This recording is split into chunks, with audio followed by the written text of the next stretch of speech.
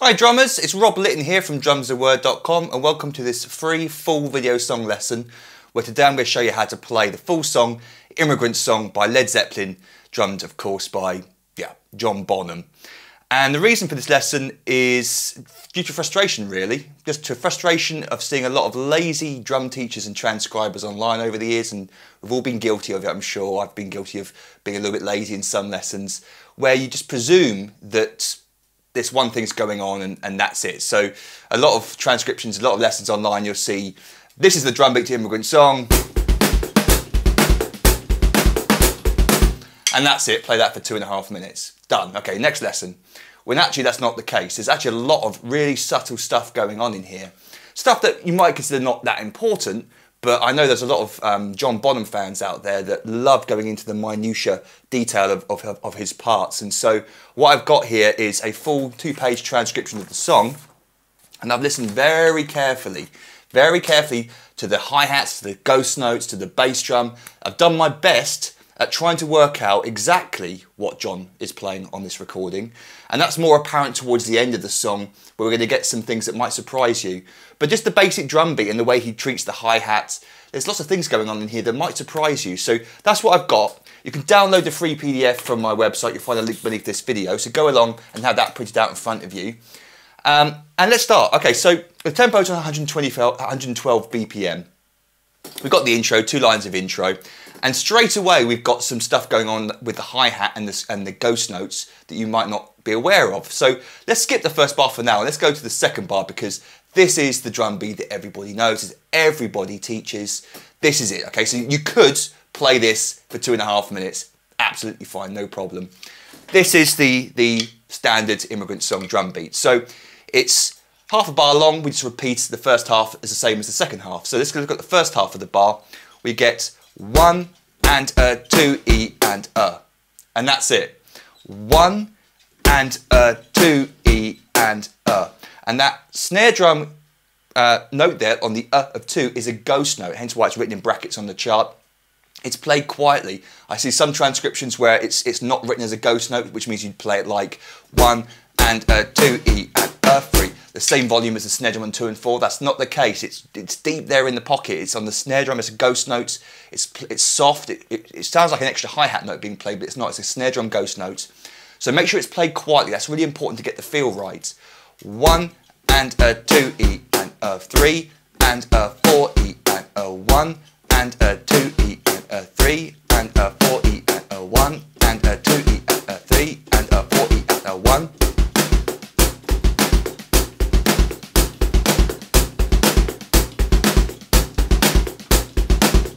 Note it's not. That's certainly not what he does on the recording. He might have done different versions of it live where he occasionally throws in an accented snare drum note there. But for the most part of the song, in fact all of the song I believe, from the top of my memory, we'll go through all the parts in order. There are no accented snare drum notes on those ers there for the groove part.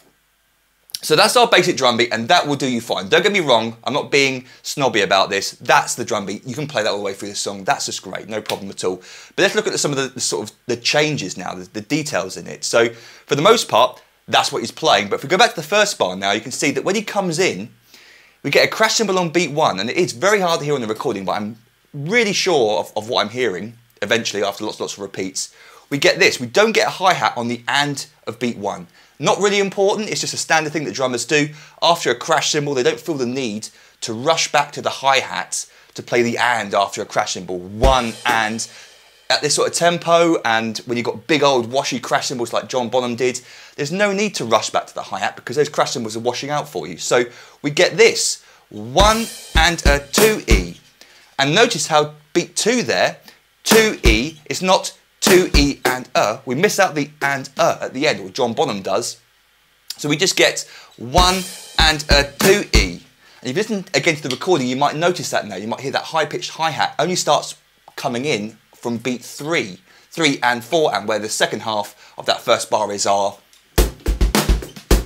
groove back to the second bar again, the groove I just showed you.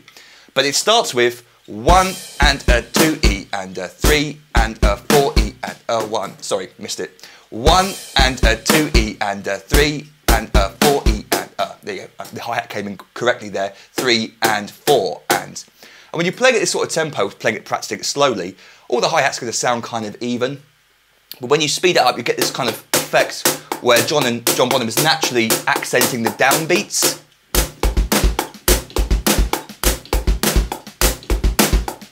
So on the recording and the way John plays it, you do get these accents being played on 1 and 2, 1, 2, 3 and 4 of the beat, and the ands are kind of lighter notes using this whip action known as the molar technique. You'll find loads of videos online if you just Google that. It's an advanced technique though, so for you beginners out there, don't worry about it too much. It's just a small point that I'd point out there that the hi-hat, there is some dynamics to it. But that first bar, 1 and a 2E, 3 and a 4E and a 1. So it comes in with the hi-hat on 3 and 4 and. You might notice that now when you listen back to the recording. Is it important? No, it's not important. It's just a small detail that I thought you might find interesting. So that's the first bar, the second bar, the third bar and fourth bar. The groove just continues. John Bonham plays for the second line of the intro, 4 more bars of our standard groove with the ghost note being kept in. So now let's hear what those 2 lines sound like played up to speed without a microphone on, so you can hear just the drums. Yeah, here we go. Here's what those first 2 lines sound like.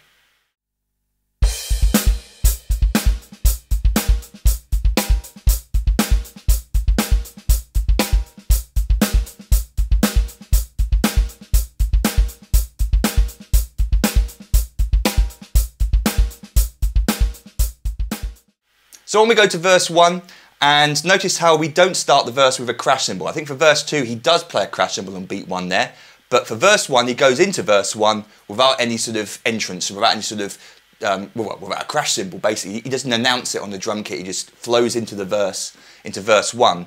Notice at the end of the second bar of verse 1 though, we don't get I don't hear a ghost note on the of beat 4. That accent, that hi-hat on the and of beat 4 is played slightly louder. Instead we get this bar for the second bar. 1 and a 2E and a 3 and a 4E and.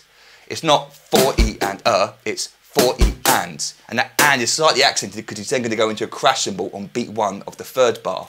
1 and a 2E and a 3 and a 4E and 1 and a. And when we go into that third bar, again it's very hard to hear, I'm pretty sure this is what he's doing. Sometimes he does go back to the hi-hat for the and of 1, by the way, as we see later in the song, when I do definitely hear it. But when I'm not sure, and I'm pretty sure I don't hear a hi-hat, he chooses to hit that crash cymbal on 1, 1 and a 2, and then start the hi-hat 8th notes from beat 2 this time, not from beat 3 as we had at the beginning of the song.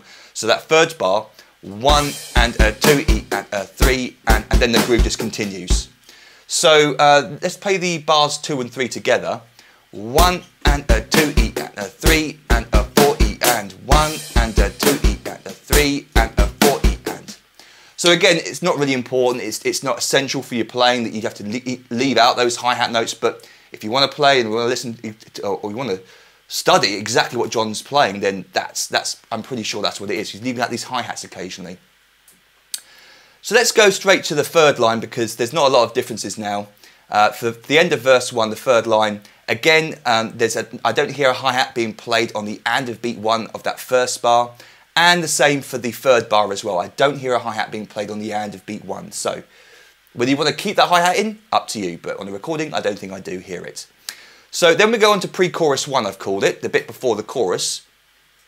And for bar 1, I don't hear a hi-hat on the and of beat 1. He goes into it 1 and a 2E and a 3. But then for bars 2 and 3, we do get a crash cymbal on beat 1, and I do hear the hi-hat being played on the and of beat 1. So for bar 2, 1 and a 2E and a 3. Up to speed.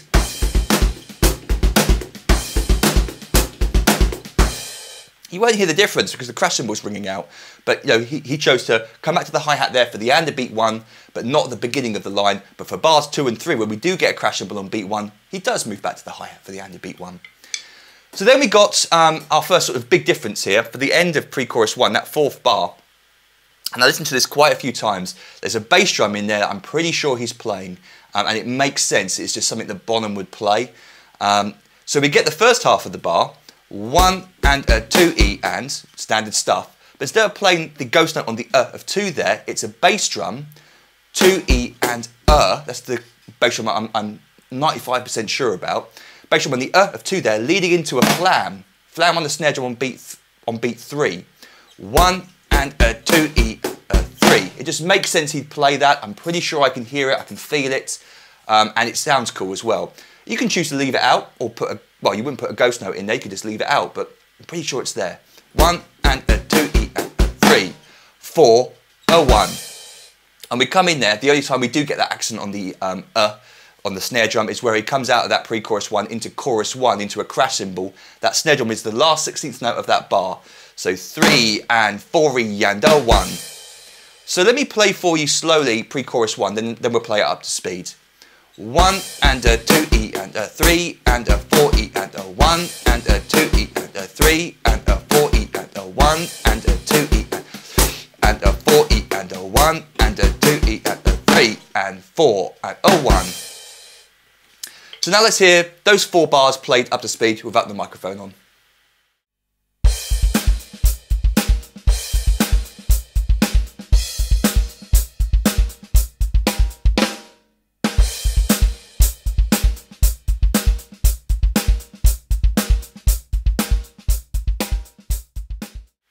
So another example to sort of confirm what I thought happened at the beginning of the song, I hear it again at the beginning of chorus 1. He plays the crash on beat 1, no hi-hat on the and of 2, plays the hi-hat and snare drum on beat 2, and then comes in with the constant 8th notes on beat 3. I don't hear a ghost note at the end of beat 2. So just like the intro, it's exactly the same bar as the intro, the first bar. We get this, 1 and a 2E and, 1 and a 2E and 3 and a 4E and a, I did that right. 1 and a 2E and 3 and a 4E and a.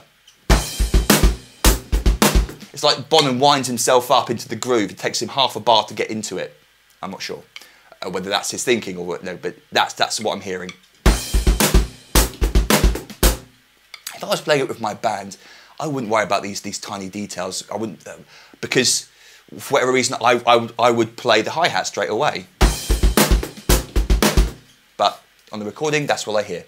So, we're going to go through this a bit quicker now because we've gone through most of the changes here. Chorus 1, look out for the no hi-hat at the beginning of bar 1 there on the and of beat 1. Then we just got 6 bars of groove. Onto page 2, verse 2. When we go into verse 2, again, another confirmation of what I think I'm hearing. Exactly the same as the first bar of the song. Just a hi-hat on beat 2, no ghost note on the of 2, 1 and a 2E, 3 and a 4E, a 1. Then notice at the bar 3 we get a crash cymbal on beat 1, and we don't, and he does play the hi-hat on the and of beat 1 there. Let's go straight to the 3rd line, and the beginning of the 3rd line, no hi-hat on the and of 1. The end of bar 2, I don't hear a ghost note leading into that snare, that crash cymbal. He gets 1 and a 2E, a 3 and a 4E and 1. We don't get 4E and it's 4E and 1. And then that 3rd bar is the same as our intro. 1 and a 2E, 3 and a 4E and a. The hi-hat starts to play constant 8th notes from beat 3 onwards. Pre-chorus 2 then. We've got the same as pre-chorus 1. I think it's almost identical in structure. We miss out the hi-hat on the and of 1, or John Bonham does, and then he plays the hi-hat after each of the crash cymbals on beat 1 of bars 2 and 3. He does play the hi-hat there. And then the end of that line is exactly the same as we had before.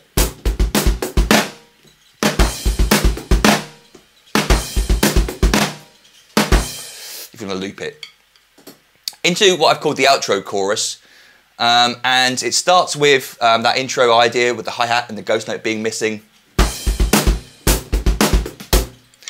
And then onto the, I'm looking up for the changes now. This is really interesting. This is, I think what really made me do this lesson is because I was hearing this being played wrong.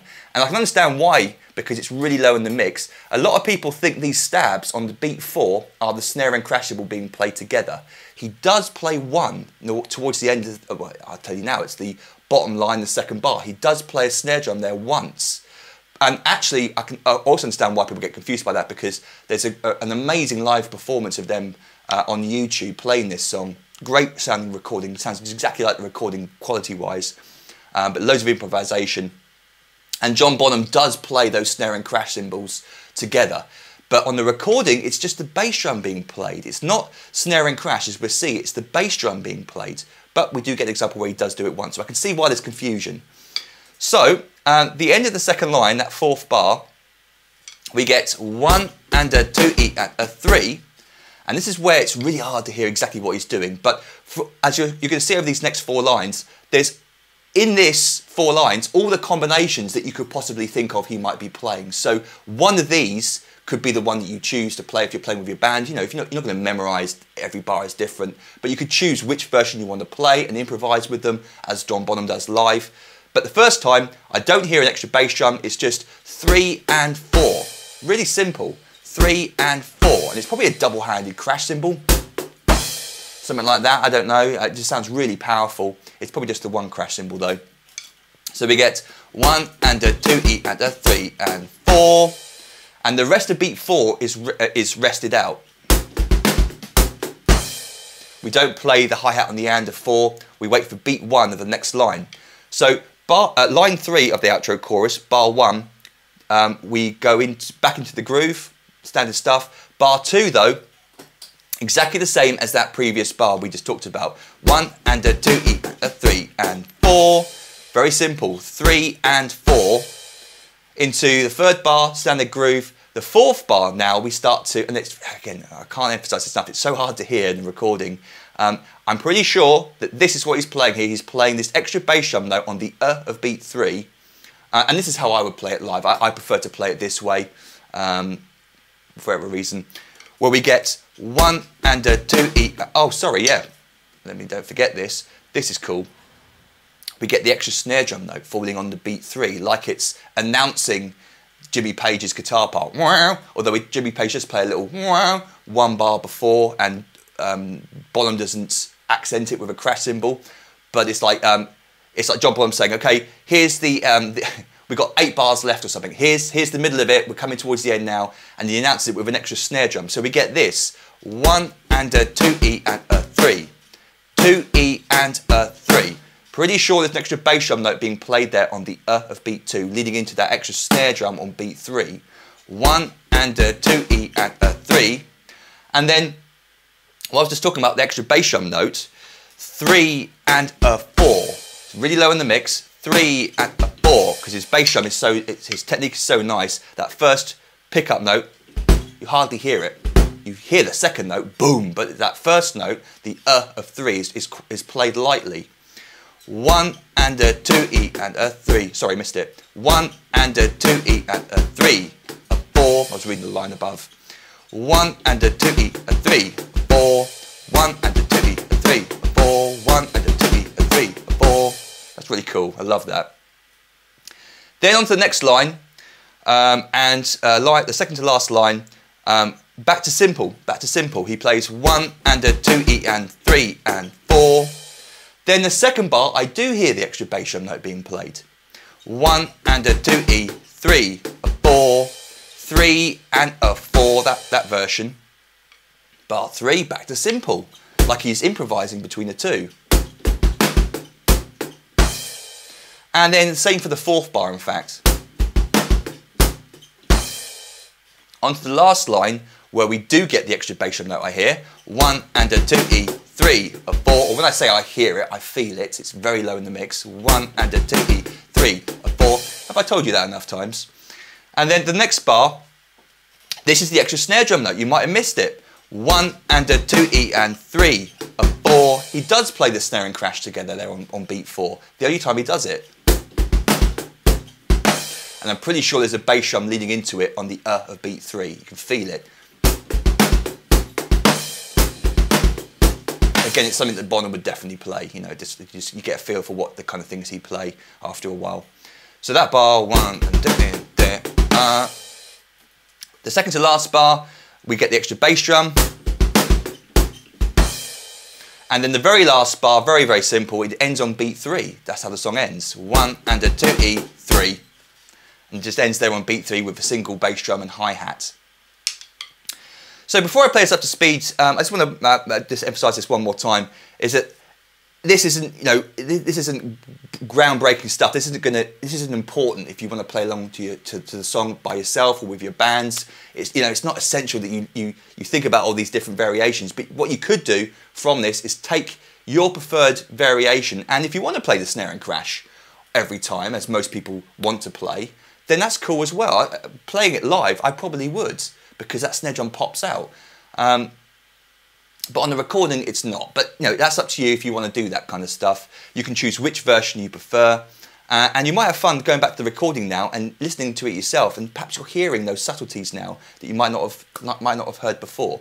So let's just play the last 3 lines up to speed for you. Best John Bonham impression I can give you. The last 3 lines up to speed. Here we go.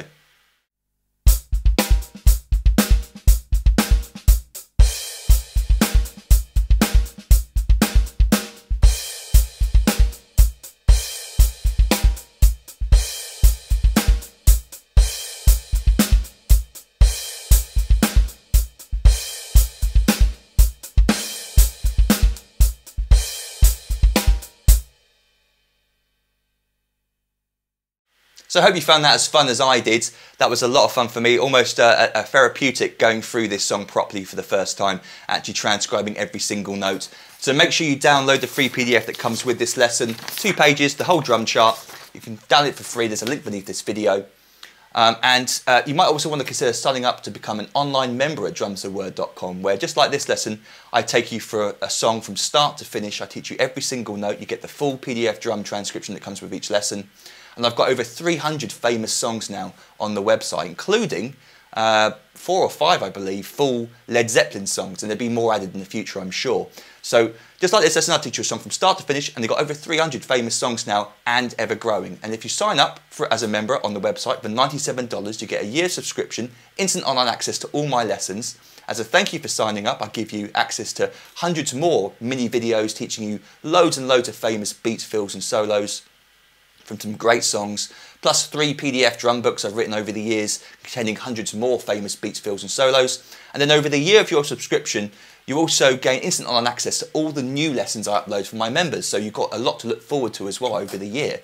Even though there's enough on there already, I think you've got loads more to look forward to. And if you want to make suggestions and my members get priority here, then the best place is to go over to Facebook, my Facebook page. You'll find a link beneath this video.